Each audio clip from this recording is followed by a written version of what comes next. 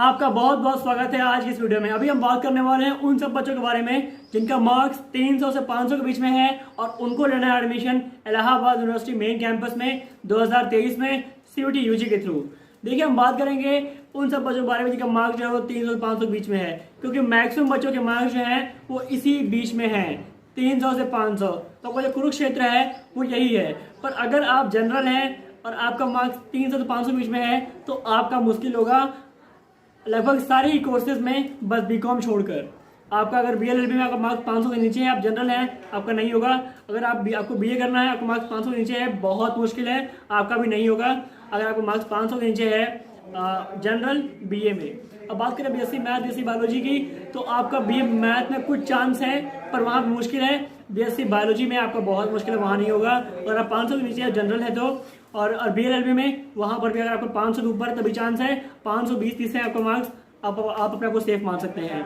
अब बात करें उन सब बच्चों के बारे में, देखिए, अगर आप जनरल हैं, आपका मार्क्स 500 के नीचे है, बहुत मुश्किल है, मैंने आपको बता दिया है। अब बात करें अगर जो बच्चे ओबीसी हैं और ईडब्ल्यूएस हैं, अगर आप ओबीसी ईडब्ल्यूएस हैं तो जनरल के हिसाब से अगर आपका मार्क्स जो है आप 400 के ऊपर हैं, अगर आपको बीए करना है और आप जनरल नहीं हैं, आप ओबीसी या ईडब्ल्यूएस हैं, आपका मार्क्स 400 के ऊपर है, आप अपने आप को सेफ मान सकते हैं।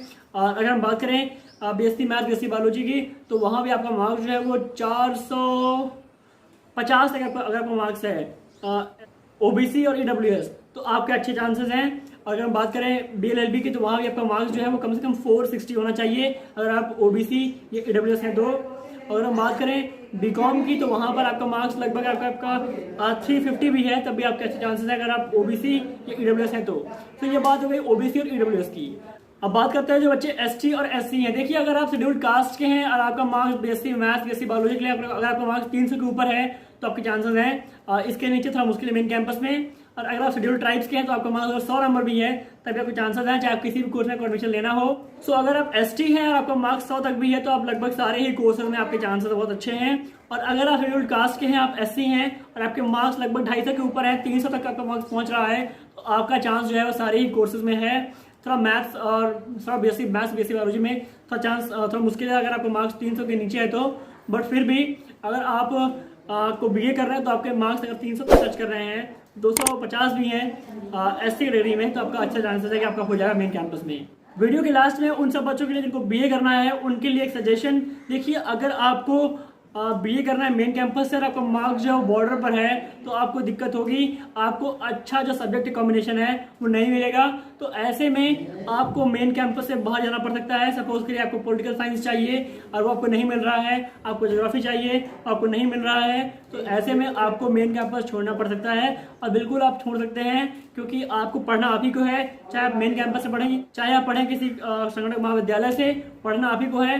पर आप पढ़ेंगे क्या, ये मैटर करता है। जो आपका फेवरेट है, जिसमें आपको इंटरेस्ट है, वो मत छोड़िएगा। अगर आपके मार्क्स कम है तो मेन कैंपस छोड़ दीजिएगा, चले जाइएगा एफिलिएटेड कॉलेज में। बहुत मुश्किल होने वाली जिनके मार्क्स बॉर्डर पर हैं। अगर आप जनरल कैटेगरी से आपके मार्क्स 500 के आसपास हैं, आपको दिक्कत होने वाली है, आपको अच्छा सब्जेक्ट कॉम्बिनेशन नहीं मिलेगा। और अगर आप बीएससी मैथ्स बीएससी बायोलॉजी के हैं और वहाँ पर आपका मार्क्स बॉर्डर पर है तो आपको दिक्कत होने वाली है। सो मेरी मानिए, अगर आपके मार्क्स थोड़ा ऊपर है तो बिल्कुल आप पढ़िए मेन कैंपस में। और अगर आपको अच्छा कॉम्बिनेशन चाहिए तो उसमें अगर आपको दिक्कत आती है तो आप मेन कैंपस छोड़ सकते हैं। बट फिर भी अगर आपको मेन कैंपस में लगभग 2 इंपॉर्टेंट सब्जेक्ट मिल रहे हैं, 2 आपके मेन कोर सब्जेक्ट, तो आप बिल्कुल पढ़िए, मत छोड़िएगा। अगर एक आध आपको मिलता है ऐसा सब्जेक्ट जो आपको नहीं पसंद है, तभी आप अपना काम चला लीजिएगा, आप उसको 3rd ईयर में छोड़ सकते हैं। सो फ्रेंड्स, मैं उम्मीद करता हूँ जो वीडियो है आपको इन्फॉर्मेटिव लगी होगी और आपको इस वीडियो में कुछ फ़ायदा मिला होगा। आपका वो सारी अपडेट्स मिलती रहेंगी अबाउट यूनिवर्सिटी ऑफ इलाहाबाद, चाहे वो कट ऑफ की हो, काउंसलिंग की हो, चाहे वो हॉस्पिटल अलॉटमेंट की हो। So please subscribe this channel. Thank you for watching. See you in the next video.